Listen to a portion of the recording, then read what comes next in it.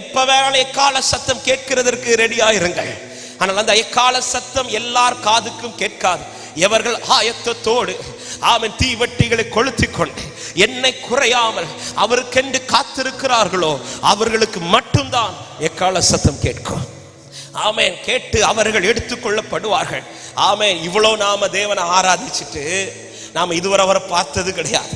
ஒரு போட்டோவை அவர்னு நம்புறோம், ஆனா அது அவர் கிடையாது, யாரோ வரைஞ்ச போட்டோ.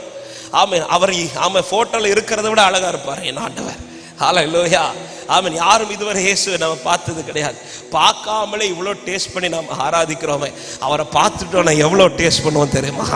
ஹல்லேலூயா. ஆமென். இதிலே நேரத்தில் இன்னொரு வார்த்தையை சொல்றேன். இவ்வளோ ஆராதிச்சு இவ்வளோ நன்மையை பெற்று இத்தனை நாள் சர்ச்சைக்கு வந்து இந்த மீட்டிங்ல அட்டென்ட் பண்ணிட்டு அவர் வரும்போது அந்த எக்கால சத்தம் என் காதுல கேட்கலன்னா, நான் இவ்வளோ பேசியும் அவர் வரும்போது என்னை விட்டுட்டார்னா என்னை விட பரிதபிக்கப்பட்டவன் வேற யாரும் இருக்க முடியாது.